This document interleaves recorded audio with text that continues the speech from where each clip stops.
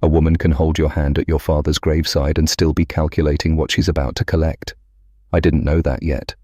On the day this story starts, I only knew 3 things.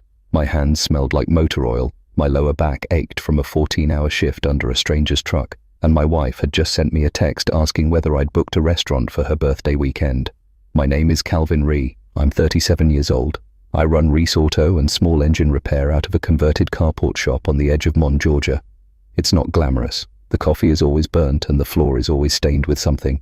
But when a machine leaves my shop, it runs right. That's the only part that ever mattered to me. Let me tell you about my father before anything else, because nothing that comes after makes sense without him. My father, Edgar Reese, was 69 years old and drove a 1996 Silverado with a cracked tailgate and a hand-lettered parking permit hanging from the mirror. My wife, Donna, hated that truck. Not just because it was old, because to her, old meant embarrassing. "Calvin," she'd say in that particular voice, "your father called, and can you please ask him not to park in front of the house anymore? The neighbors already think we're a certain kind of people." I'd call my father back before I even changed my shirt, and he'd answer the way he always did, warm and easy, like he had nowhere else to be and no one he'd rather hear from. "Son, you eat yet?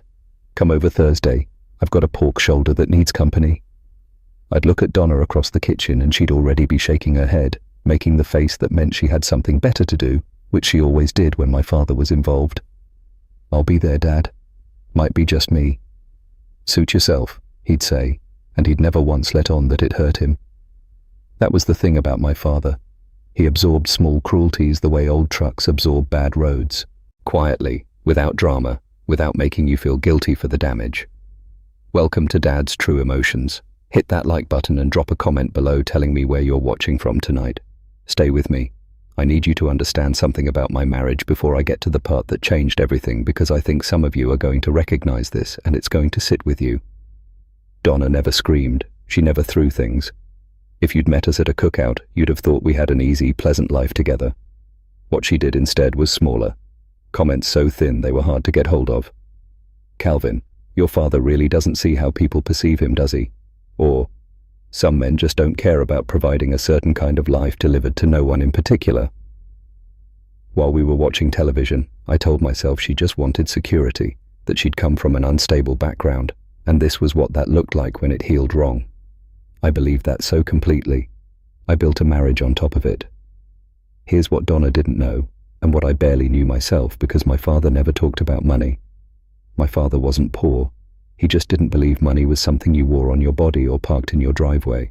He owned his house outright, a modest place on the east side of Mon he'd bought in 1987 for cash after years of saving. And he owned a piece of land about 20 millimeters outside the city that he'd picked up in the early 90s when nobody wanted it. A low, scrubby 12 acres near a creek that flooded 3 times a year and made a pretty picture and no practical sense to anyone looking at it from the outside. He'd taken me fishing out there when I was 12. We'd sat on the bank eating sandwiches my grandmother had made. That's about the extent of what I knew about that land. Donna didn't know about the land at all. Not yet. My father's health started showing its age the winter before he died. Little things that I told myself were little things. He was winded on short walks. He started declining the dinners he used to initiate, said his appetite wasn't cooperating. Probably just the cold weather, he told me on the phone in February, chuckling, "Nothing a good Sunday drive won't fix." I laughed with him. I actually laughed because you do that when the alternative is something you can't yet afford to consider. My father died on a Monday morning in late March. Heart attack at home. Sudden no warning that came in time to act on. A neighbor found him when he didn't answer the door for their usual morning exchange. I was in the shop when the call came in. I remember setting a socket wrench down very carefully on the workbench, like being precise about that one small thing was the only thing I had control over. My shop hand, Darius, who has been with me for 4 years and is 26 years old and somehow already has the patience of someone twice that age, physically caught my arm when my knees went sideways. "Boss, you okay? What happened?" I couldn't answer for a full minute. The funeral was small. My father had wanted it that way, though he'd never said so directly. The church on Hartley Road, where he'd gone most of his adult life. Neighbors brought food. His friend Raymond from the VFW Post brought a gallon of sweet tea and stayed for 4 hours talking to anyone who'd listen about the time my father fixed his boat engine for the cost of materials and a handshake. Real stories, the kind that prove a man lived. Donna wore black. She said the right things to the right people. She touched my arm at appropriate moments. Looking back now, I can see it clearly. She was present the way an actor is present in a scene, hitting the marks, waiting for her cue. I didn't see it then. I was too busy drowning. 2 weeks after the funeral, I was sitting on the couch doing nothing, which was about all I was capable of at that point. TV on, not watching it. Grief does that. It makes you stare at things without seeing them. Donna came in from the kitchen and dropped a brochure on my lap. Glossy, a resort somewhere with white buildings and blue water. Couples walking on a terrace, looking like they'd never lost anyone. "What's this?" I said. "I was thinking Hilton Head." She sat on the arm of the couch like this was a casual conversation about dinner plans. "We've been through a hard few weeks. We deserve something to look forward to." I stared at the brochure and then back at her. "Donna, my dad's been gone 2 weeks. I know that, Daniel." She used my middle name when she thought I was being unreasonable. "I'm not saying this weekend. I'm saying we should be planning something positive. I can't think about a vacation right now." She was quiet for just a moment, and in that pause, something shifted in her face, something I hadn't seen before or hadn't let myself see. Not patience, not empathy, something cooler. "Grief doesn't pay the bills," she said, and she said it like it was a practical observation, not a cruelty. I didn't fully understand that sentence yet, but I felt it land somewhere deep and stay there. What I didn't know, what I had absolutely no way of knowing that night, was that Donna had already started doing research. My father's neighbor, an older man named Mr. Tillman, had mentioned the land at the reception, just a passing comment about how Edgar always talked about that property outside the city like it was a sleeping giant. Donna had filed that away like a receipt she intended to redeem.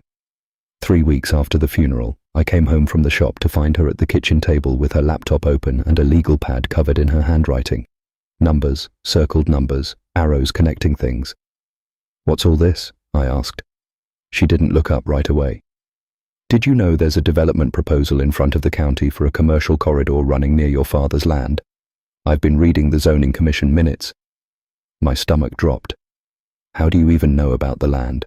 She looked up then, and there was something in her expression that I had no word for in the moment, but have found the word for since. Certainty. The certainty of someone who believes they've solved the puzzle. Mr. Tillman mentioned it at the reception. I did some research. "Calvin, that 12 acres could be worth $2 million or more if the commercial zoning passes. There was a developer inquiry in your father's mail last month that I found when we were cleaning out his house." She found it. She went looking. "Donna," I said, sitting down because my legs felt unreliable. "I don't even know what's in his estate yet. His attorney hasn't called us in for the reading." "Well, he needs to." She closed the laptop with that decisive little snap. "I've been looking at houses. There's one in Northfields. 4 bedrooms. A proper neighborhood. And I think it's time I had a real car. That Accord has 11,000 kilometers on it, and I'm tired of apologizing for it." "He's been gone less than a month," I said. "Life keeps moving," she said. "That's not something to feel guilty about. It's just true." She pushed back from the table and walked out like the conversation was concluded. I sat there at the kitchen table where we'd eaten every meal of our marriage and felt the floor shift under me in a way I didn't have language for yet. The weeks that followed were the strangest of my life because I was grieving in one part of my brain and slowly, reluctantly waking up in another. Donna started spending money we didn't have. New clothes I hadn't seen her buy. Comments about contractors and square footage. An evening where she was on the phone in the bedroom with the door half closed and went quiet when I walked past. Then one Thursday evening, the one I can still place exactly because I was taking the garbage bins to the curb. She came out onto the porch steps holding a printed listing. "I found our house," she said. She held it out to me. A property in a gated community 40 minutes north. The kind of listing that uses the word curated to describe the landscaping. The asking price was printed in the upper corner. I looked at the number, then at her. "Donna, we are not buying a $2 million house." "Why not?" Her voice had an edge I hadn't heard aimed at me this directly before. "You're about to inherit real money, Calvin. Actual money. I don't understand why you're still acting like we're the people who can't have anything." "Because I don't know what I'm inheriting." My voice came out louder than I meant it to. His attorney hasn't told us anything specific. You're building a life on a number you invented. I didn't invent anything. I did research. She stepped closer, and something in her voice went flat and cold in a way I'd never experienced directly. Your father chose to live small his whole life. That was his choice. But he sat on money that could have given you a real start, and he held it like it was too precious to share.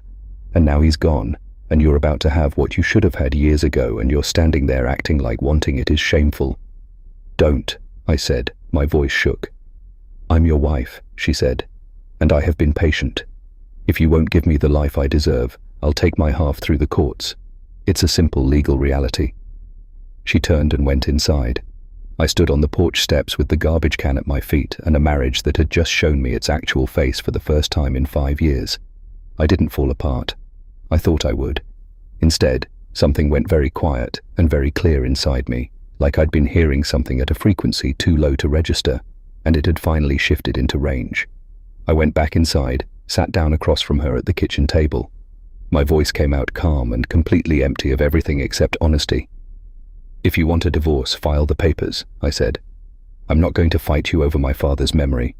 I don't have it in me to grieve him and wage a legal war at the same time. You do what you need to do. She stared at me.